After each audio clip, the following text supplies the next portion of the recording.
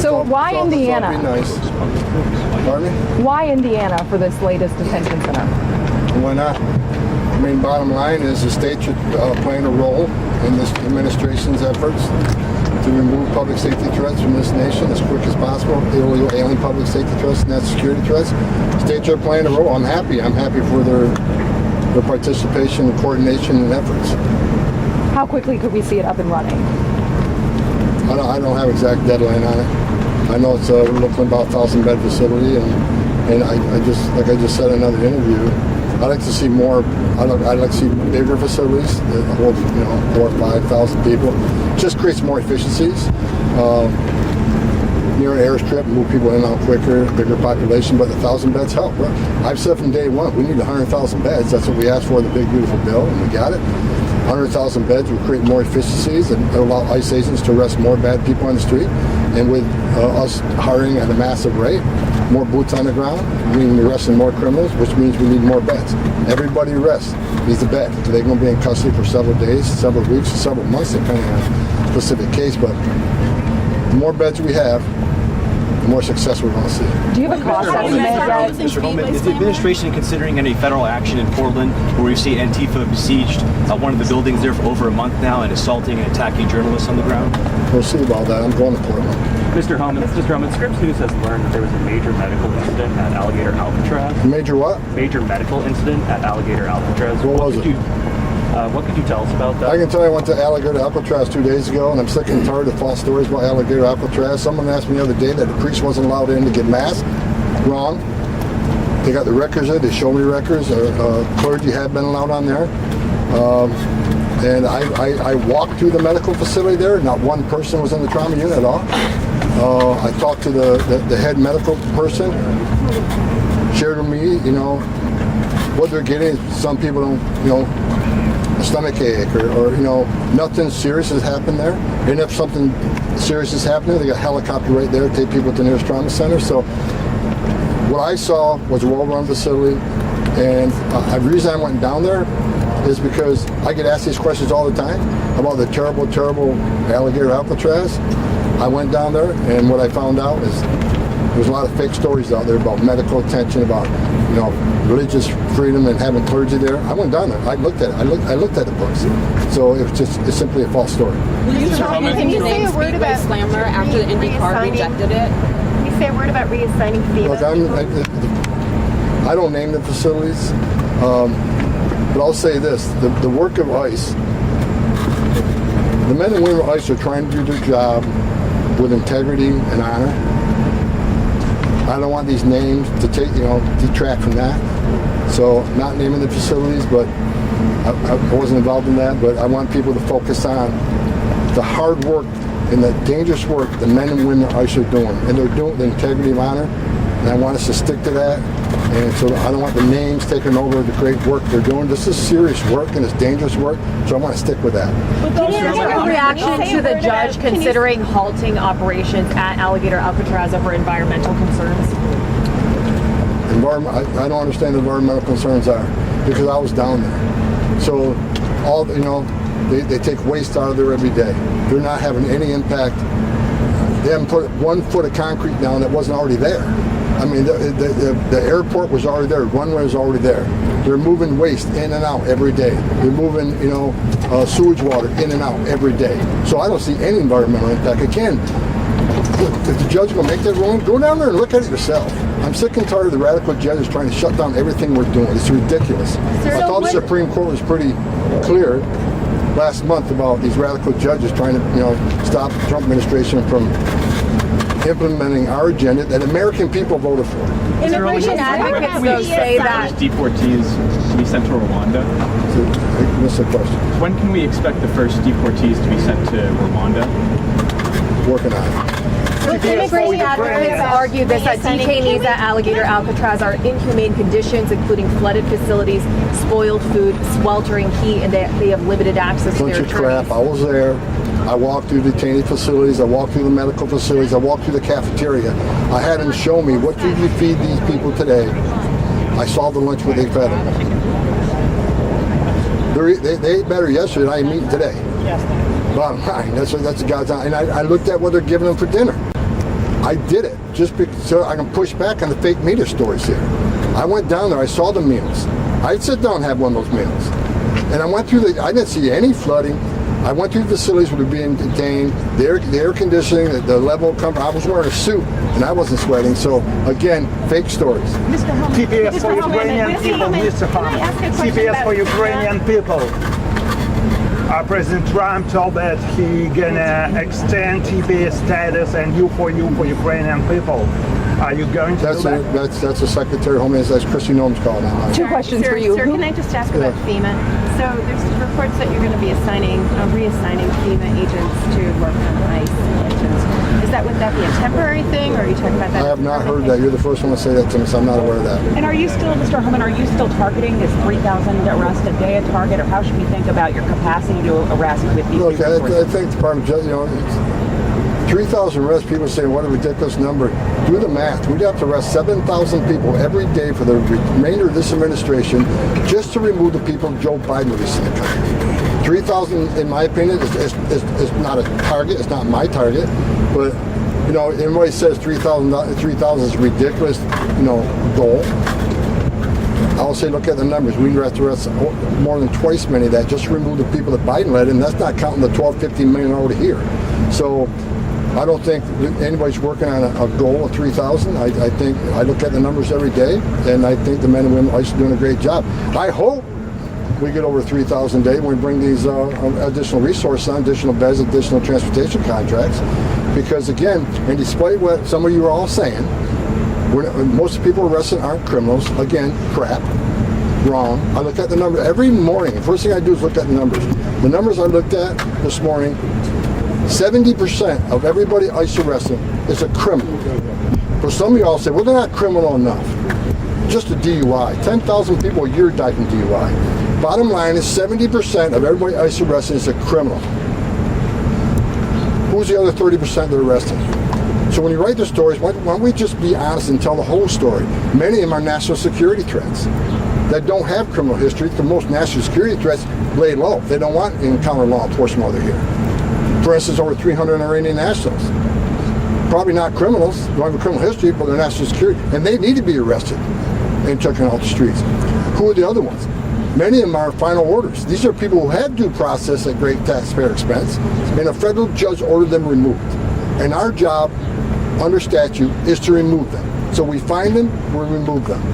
May not be criminals, but they have the due process. And the reason we're doing that, because if we don't, we send a message to the whole world, it's okay to cross the border illegally. It's a crime, but don't worry about it. Show up in court or not show up in court and get a final order removal from a federal judge, but don't worry about it. As long as you don't commit another crime, no one looking for you. If that's the message we send to the whole world, you're never going to fix this issue. There are millions of people standing in line doing things the right way, taking their tests, doing their background investigation, paying their fees. They're sitting in the back seat. Well, we had 10.5 million illegal aliens come to the border, who a vast majority of them were asylum cheaters. You can call them asylum seekers all you want. I guess that's an accurate term. But look at the immigration court data. 9 out of 10 people who claim asylum at the border end up with an order removal. They cheated the system ahead of thousands of people in the world who really do need our protection. They really do need asylum, protect them from the home government. They're sitting in the back seat. What the Trump administration is doing, we're enforcing laws enacted by Congress. President Trump's keeping his promise. And look at the crime rates already. Every public safety threat ICE takes off the street makes this country safe. Every national security threat we take off the street makes this country safer. Every illegal alien with a final deportation order that we remove sends a strong message to the whole world. It's not okay to enter this country illegally. It is a crime. It is not okay to be here illegally. And if you're here illegally, you got a problem. You should be looking over your shoulder. It's not okay to be here illegally. Like it wouldn't be okay for me to be in any other country illegally.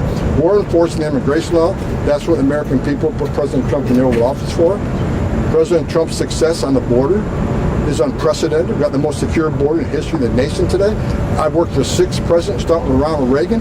No one has come close to the success of the Trump administration on border security. And I looked at the numbers this morning. Again, over 300,000 repatriations since January when President Trump came in office. Do the math. That's historic, especially when 70% of those are public safety threats and national security threats. No one does it better than the man sitting in the White House here, Donald Trump. And I'm proud every day when I wake up. I'm proud to work for this president because he's making this country safe again every day, and you all see the numbers. Mr. Homan, what are the cost estimates for? The government is so successful in taking migrants to Rwanda. What gives you confidence that you will be successful, and how do you see this process? What gives us confidence we're going to be successful? Look at the numbers. You've never seen numbers this good. I think UK government was not successful in sending migrants to Rwanda. UK government? They're not the United States of America. They don't have President Trump running the show. Mr. Homan, a question on farm workers. The president said in his interview with CNBC that he wants to work with farmers to help them with their labor needs. So we're sending back migrant farm workers back to their countries and then with a pass back in legally. What does that mean? Because the administration has been a little inconsistent in describing the case for migrant farm workers. So is that a system in place right now? Because the president said that's what was happening, that migrants are being sent back to their home countries and then being given a pass to come back here to work on the farms. I don't know. I mean, I'm not going to get ahead of the president. I don't think there's been any formal policy that's been signed or pushed out to agencies. Until we have a final plan, I'm not going to comment on it because I'm not involved in the discussions right now, so I'm not going to get ahead of the president. We'll see where it goes. I know the president made a statement that farmers may need help, and I know him and others are talking about it, and we'll see what comes out of it. I don't want to get ahead of the president. Are there still operations happening at farms and agriculture facilities? We do operations. The worksite operations are based on, again, a prioritization. We're trying to prioritize worksite enforcement based on criminal activity. Like the warrant we served in Los Angeles that started all the riots. People said that, oh, ICE do another racial profiling operation, which is total garbage. We were serving criminal warrants at a facility that was involved with money laundering, tax evasion, and trafficking. That's why we were there. So we try to prioritize our worksite enforcement on criminal cases. Those we have information of labor, forced labor trafficking. Those we have information on tax evasion. So that's what we're doing. We prioritize everything we do. So if there's a hotel that we know there's criminal sex trafficking or criminal labor trafficking, or someone's being abused, someone's at danger, we're going to investigate. Mr. Homan, what are the cost estimates? Mr. Homan, what are the cost estimates for this detention center in Indiana? Who came up with the name, and also how much is this going to look like Alligator Alcatraz? I don't know who came up with the name, and I don't know the details, but I'll say this again: 1,000 beds come in very handy, and I'm glad the states are stepping up to help us do this. Every bed we bring on, we fill pretty quickly. I mean, we don't have less than several hundred beds this morning. We'll fill them by tomorrow morning. So the more beds we bring on, and look, I'll say it again: I am happy that governors are stepping up, wanting to help with this, because interior enforcement is their responsibility too. They saw what happened to the crime rates. They see what happened to all the U.S. citizens that were attacked by people not supposed to be here. They've read all the stories on the young women raped and murdered by members of criminal cartels that were released in this country by administration.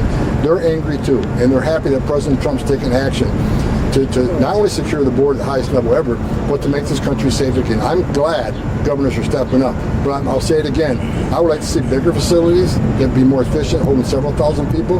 But 1,000-bed facility is a great help because we need those 1,000 beds. We need them today. So the quicker they bring it on, the better. What about the administration's next move if the judge does order to halt operations at Alligator Alcatraz? Well, we'll do what we always do. We'll litigate it, we'll appeal it, and we'll win. I mean, bottom line is, why would you stop operations at a facility that has no issues, as far as I'm concerned? Matter of fact, what that facility reminded me yesterday, it's facilities I walked through, where our FEMA employees go and set up their base camps. Facilities just as good as what we send our FEMA employees to, if not better. There was no issues with Alligator Alcatraz, and I can say that comfortably because I was there. I was just there the day before yesterday. I saw it. I walked through it. I walked through every square foot of that facility. Again, the detention facility, where they prepare the food, the medical facility. I got a briefing on all the SOPs on if a hurricane comes, what's the plans for evacuation? I mean, where do you put the most significant criminals compared to the lesser criminals. They got it covered, and I think it's a good facility. I didn't see a single issue, and I was there all day. Tom, can you update us on the hiring process? How many more ICE agents you need, and are you getting a tick in people applying? We have no problem recruiting. We got record numbers. The Border Patrol has a record number of people wanting to become part of the Border Patrol. Overwhelming number. ICE the same way. I've shared this a couple weeks ago. I actually used to have a LinkedIn account, and I had to shut it down because I had thousands and thousands of people reaching out to me, whether they're just got out of the military, whether they're police officers in counties and cities, or retired ICE agents, retired border agents, your average Americans. I mean, I love them all for wanting to come part, but it shut me down. So there's no lack of men and women that want to come and join this administration because they've seen the great things this administration is doing. Is the administration at all concerned that ICE is recruiting techniques? By ICE because we had more interest coming from maybe ex-ICE agents, The what, whoever Lois? it may be. The age cap limit for officers to join ICE. It's no longer 37. It could be people older than 40 now. Yeah, I think it's a good thing. I'm 63 and I'd love to put a badge and gun on and go out there and do these things. I mean, bottom line is we got a lot of patriots, and I think the age limits are decades old, and we need to look at that. But just because if someone comes in and they're 55, maybe they can't carry a badge and gun, they can certainly do administrative duties and help ICE. They can do targeting, they can do intelligence. Then don't put them on the street with a badge and gun. So we'll welcome a lot of people to come, not just do law enforcement work, but do the other work that doesn't require a badge and gun. And when they do that work, that means the badge and gun that's doing that work can leave that work and go on the street and let the new guy sit there and do the job that doesn't require a badge and gun. Are there any plans to protect people here under DACA from deportation? President Trump he's been clear on that, and you don't see, again, the prioritization speaks for itself. Public safety threats and national security threats.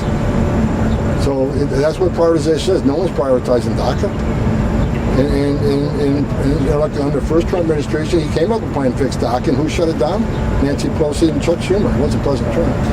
One more question. Okay. Can you give us an estimate of how many people are using the CPB Home app to self-deport? I haven't looked at that recently. Last time I looked, it was about 7,000. Last number, and that was weeks ago. It was 7,000, but I think there have been several studies done. Over 1 million illegal aliens have left this country on their own. I think they're seeing a couple things. Number one, they want the ability to come back on their legal program. And then we said it before, if you get formally deported and we have to go find you and go through that whole process, there's a statutory bar on you ever coming back. Anywhere from 5 years to 20 years, depending on a specific case, sometimes never coming back. So I think the message the Secretary's been sending is, if you're in the country legally, go on your own and leave opportunities for the future. And you can get your affairs in order, contact ICE. They'll get your plane home.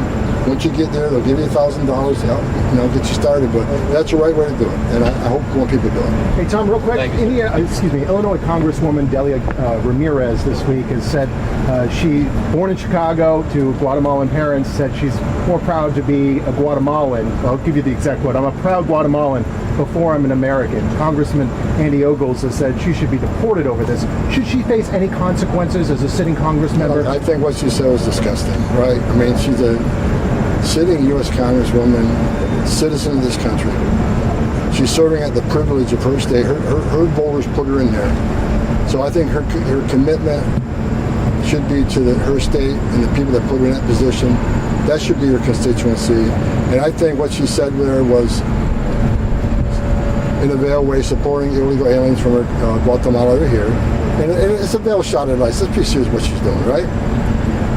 But what she needs to know is ICE is deporting thousands of nationals of Guatemala every week. And we're going to continue that until every illegal alien from Guatemala is removed from this country. That's what the people voted for, and that's what we're going to do. It's unfortunate she said that. I wish she, it's ridiculous. Mr. Tom, I have a question for the Lebanese. Pardon? For the Lebanese, that they are in the country, that they have temporary protected status in the country, and they are Lebanese and they are in the country. Should the community in the U.S. prepare for stricter ICE enforcement or for possible deportation if they are under temporary protected status? I'm not going to get ahead of the Secretary on that. TPS is her decision, not mine. Can you extend the veranda? Thank you.